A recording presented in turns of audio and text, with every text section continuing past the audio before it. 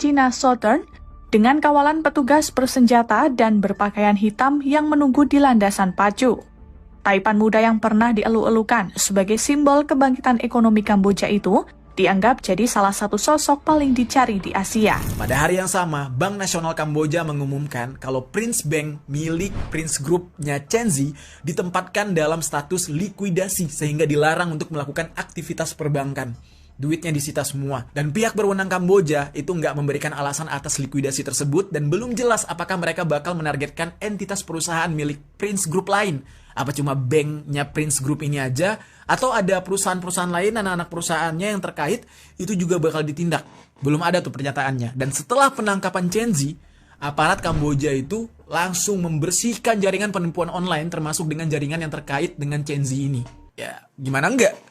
Cina bos, udah turun tangan mau apa Kamboja ya kan? Kalau terhadap Thailand mungkin mereka masih bisa songong-songongan. Kalau sama Cina, buset, sekali boom kayaknya hancur tuh negara. Dan langkah ini ya, mempertegas koordinasi lintas negara di Asia dalam memberantas kejahatan teknologi dan keuangan transnasional, khususnya ya perihal penipuan online, judol, dan pencucian uang.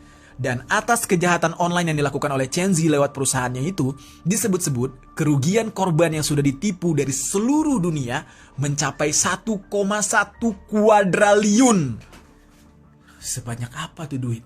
1000 triliun geng, sampai sesak napas gue. Ya Allah. Meskipun kayak gitu ya, sampai gue syuting video ini belum jelas nih dakwaan apa yang bakal diberikan kepada Chen Zi. Tapi banyak yang menduga kalau Chen Zi bakal mendapatkan hukuman paling singkat, ya 40 tahun kayaknya. Tapi ada juga yang berpikir lebih jauh, mengingat pemerintah Cina selalu menindak dengan tegas para kriminal di Cina, bahkan ada yang dikenai hukuman metong.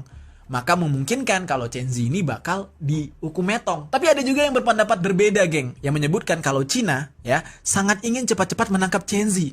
Kenapa nih? Kok buru-buru banget?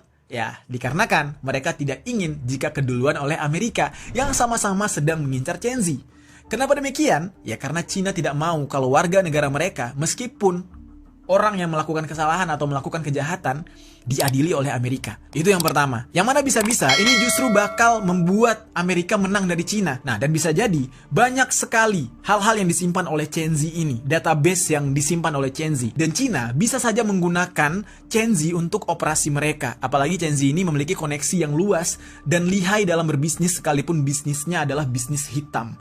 Ya, kita nggak tahu nih, langkah Cina selanjutnya apa? Apakah Chen Zi dihukum atau justru dimanfaatkan oleh mereka?